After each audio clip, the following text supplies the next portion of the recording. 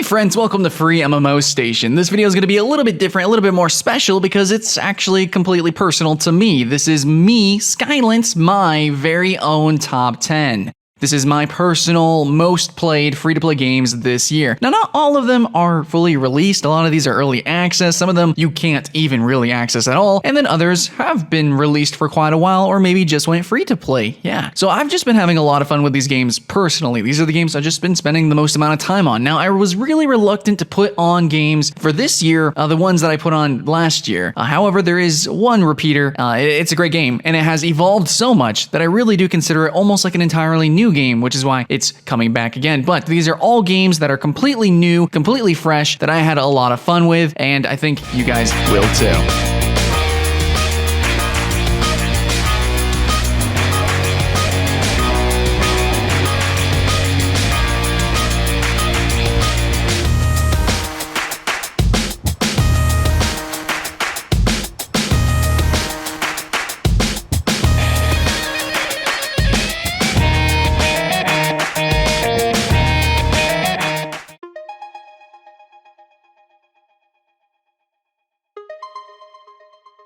Number 10 is going to be Gloria Victis. Now, this is a game that's come a really long way, though I have to acknowledge, yeah, it's also got a long way to go. But if you actually look at the Steam reviews, you can see historically it's mixed, but the, recent reviews are actually doing pretty good, very positive. So pretty happy about that. Gloria Victis as a free-to-play game is looking, decent. It doesn't have to be a great game to be successful, but it's actually competing out its buy-to-play competitors within its very niche genre and kind of also the ones in the surrounding genres. So pretty happy about that. Gloria Victis is a game that really focuses on physical combat, is sports, actual full customization and crafting, but at the same time, it's kind of intuitive. The game is accessible. It's not too difficult. Yes, it's going to take a lot of time. It's going to take some investment and effort and skill to play this game, but not so clunky and awkward as other titles. Yeah, though I will admit, if you look at the gameplay, it looks pretty nice. When you actually get in, the game feel is still kind of sloppy, but it's early access, and from where it has been, I can tell that where it's going is a really awesome place, and I actually am trusting this developer to continue to polish the game, and that is saying something since this genre is known for games to just sit in early access and to sit in a muddied state basically forever. So Gloria Victis, look forward to it.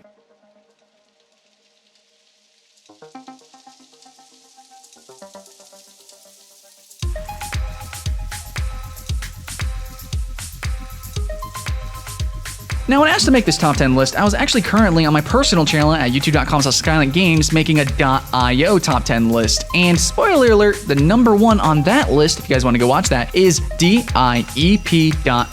Deep.io. I've fallen in love with this game. Now, ever since I played the original Agar.io, I just kind of thought, where could this go? Where could this genre, where could this concept, where could we go from here? How could we evolve? And this game is exactly what I wanted. And now I'm super excited to see where we can go from here, but honestly, there's just so much stuff to do in this game. It's pretty simple though. You're essentially a blob that can shoot, and you shoot other shapes to grow and evolve and change. You can shoot other people. There's even a team mode as well, but really the core concept of eating and growing is the same as Agar.io. It's functionally the same, you play in the browser, but the difference is in the customization. You can actually choose your different stats, and at certain points, you literally evolve and you can change different types of guns. You could be a sniper, you could be a tank, you can go melee, you have like homing missiles, you can have like a machine gun, you can have twin blasters, flank blasters, and all sorts of different stuffs, and physics actually come into play because bullets actually push your vehicle. So, I don't know, man, it's actually infinitely more complex than the original Agar, yet at the same time being incredibly intuitive and super simple, and its pacing is,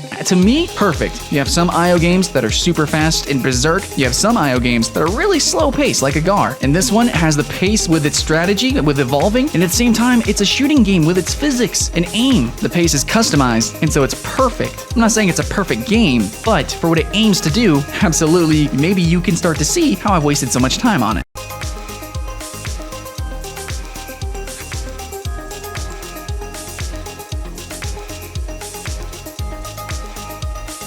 Okay, ladies and gentlemen, number 8 is going to be Guild Wars 2. Now, honestly, it's so low on the list despite my love and personal history with it because I kind of took a hiatus from it. I think many of you did too who bought the game because whenever it went free to play, and just before that, it kind of just had a lull in living story updates or just updates, period, because they were working on the expansion. Now, Guild Wars 2 is reintroducing the living story, and there's lots of new updates, especially if you did buy the expansion, but I'm actually going to put it at number 8 just in terms of the free-to-play component because actually, when I play Guild Wars 2 with my friends, we just kind of run around and do the free content. I can play the free-to-play classes, have just as much fun, enjoy the world setting, and yes, it's not as livable and breathable as a lot of MMOs, but at the same time, as a one-time experience, it's freaking amazing. So until I experience everything about this game, I'm not going to stop playing it because the one-time experience, the first ride through, man, is amazing. So if you haven't tried Guild Wars 2, it really is worthwhile. Though I will say it does lack a little bit of sticking power if you don't buy the expansion, but still, as a free-to-play game, it's pretty decent.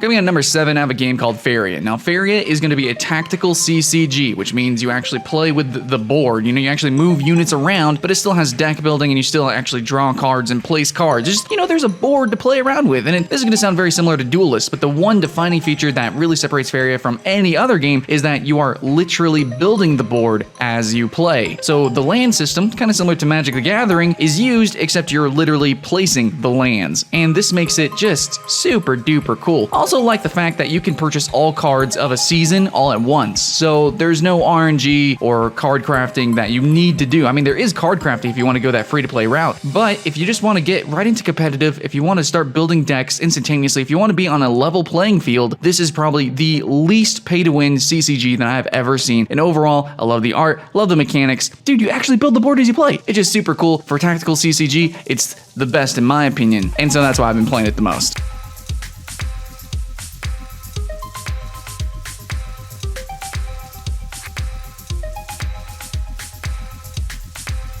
Coming in at number 6 is a game that honestly would be higher if their beta lasted longer, but during its beta access, I played it so much. Streamed it, did some videos on my channel. I really freaking liked Dreadnought. Now, Dreadnought, I was already hyped for because of the concept of giant vehicular combat, space combat. I was really in the mood for that. I think a lot of you guys were too, and developers kind of caught on to that, and that's why a lot of space combat games are coming out. We have like sort of space pseudo MOBAs. We have sort of World of Tanks slash games that are like in space. And then we also have a lot of dogfighting games, sometimes in space, sometimes not. But Dreadnought is sort of a merger of those two genres. Take like a dogfighting game, and then kind of take like this World of Tanks slower tactical gameplay that generally is very popular with space games, and then kind of merge the two. Now, Dreadnought sometimes takes place in the atmosphere, sometimes in outer space. It really does feel, depending on the vehicle that you play, either you can be a dogfighter, you can play that tactical Dreadnought, you know, you actually play as like the commander and you do a lot of strategy, and there's different ships. You can be a support, you could be tank. Yeah, there's so many different play styles. It feels really good, and that's why it has such replayability, and I think overall is the best of both genres merged into one.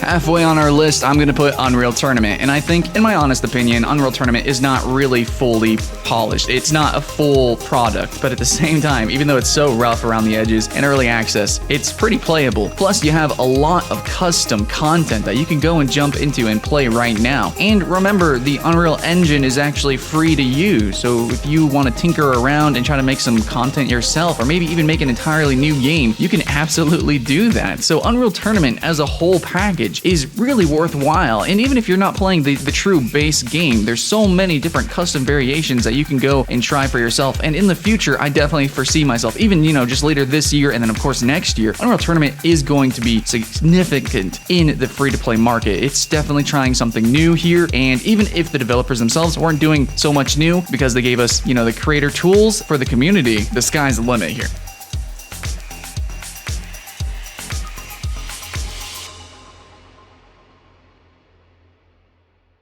And Number 4, I have a game that's going to be kind of controversial for some of you guys, and that's going to be Pokémon Go. So even in its current state, it's really not that great of a game. And when it first came out, I guess honestly it wasn't either, but at the same time, it's an event. You know, when games come out, especially meta games like this, it's so important to play with people, get outside in the world, and, you know, talk to people, tips and tricks. And Pokémon Go is actually a lot deeper than it first lets on. It's just really tragic that currently they aren't expanding on that depth, because really they need to refine the stuff that they have now. So it's going to go through a little bit of a lull, but if it can come back, you know, add more Pokemon, add the features that was promised, this game could resurge and be super popular. Honestly, even in its, well, bunny ears lull, it's still got millions and millions of players. So it's still a really fun game if you haven't tried it out yet. But Pokemon Go has been one of my most played games so far, even though I've only played it just a little bit. It only just came out, but still, man, in those days, I would spend hours, you know, from midnight to like 6 a.m. going to my college campuses and catching some Pokemons, man. 6 hours a day is pretty intense for about 2 weeks, so I would consider that highly played. Then again,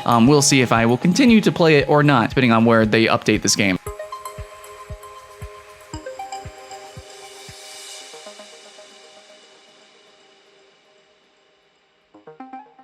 At number 3, we have my new favorite genre of game, and that is the hero shooter Paladins. I love hero shooters, but I will admit I have played Overwatch significantly more than any other game that I'm going to put on this list. I'm actually in the top 5 percentile of Overwatch. I think I might go competitive with the game. I love Overwatch, but Paladins being honestly a really awesome attempt to sort of copy and, you know, shine in the light, or at least live in the shadow of Overwatch. Paladins actually pretty freaking decent, and it actually has a lot of content, a lot of characters, expanding maps, and really interesting game modes, and it's doing some things that I think Overwatch is not too safe for Blizzard to do. Overwatch is really trying to be competitive. Paladins can kind of just be random and crazy, and that's what made Smite so great. And so, yeah, I completely trust Hi-Rez to go places with Paladins. Even if it's never to, you know, the true population of Overwatch, it's still going to be a great game to jump in and play, which I have been doing consistently. So yeah, Paladins, even though I'll admit in some people's eyes it could be seen as a clone, it's still a good game.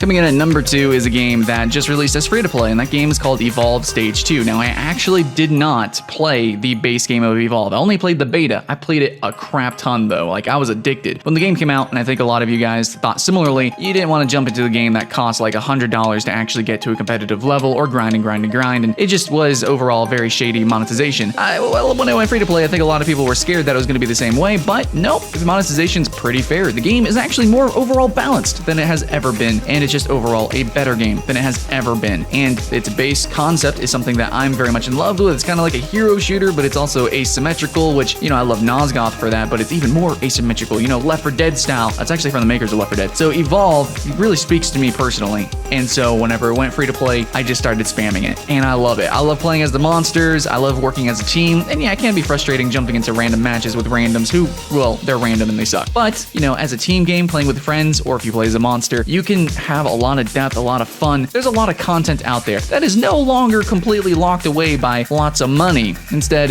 it's actually cheaper, I believe, and even easier to unlock now. So yeah, Evolve is a better game, easier to access, and overall, finally worth getting into. And I think a lot of people are jumping into it. As you can see, the population has exploded.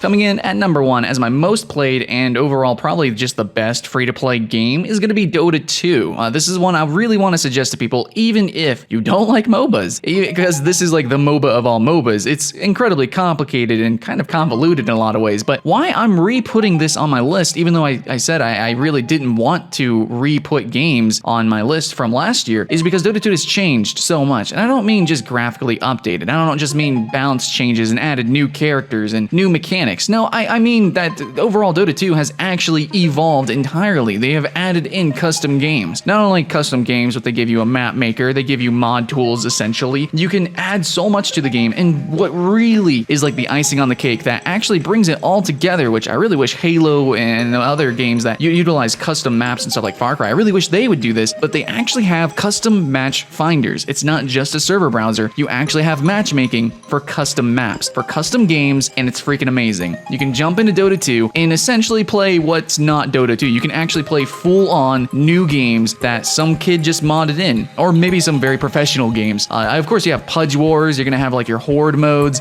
but there are like full-on like RPGs in here, and there's just a lot of content from casual players to hardcore players, and of course, you do have the base Dota 2, which is, you know, just still freaking amazing. And yes, it has been updated, and yes, new mechanics and everything. But yeah, Dota 2 is a completely different game than it was last year, and it's just, I don't know, man. It's just amazing, and you should really give it a shot.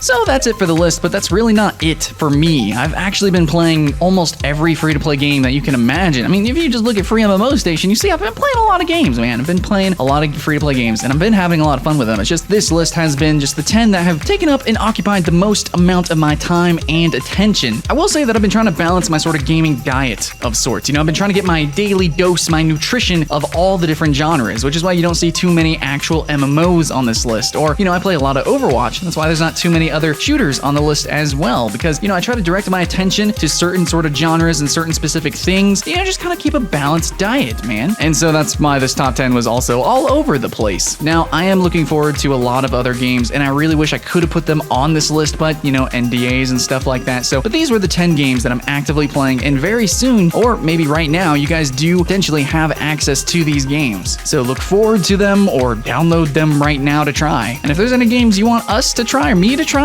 yeah, say so in the comments below. Thanks for watching. If you want to see more of my personal tastes, my personal stuffs, go to my personal channel at Skylent Games. Or like and subscribe here at Free MMO Station for your daily dose of free MMO content and free-to-play game goodness. Thanks for watching. I'll see you guys again next time.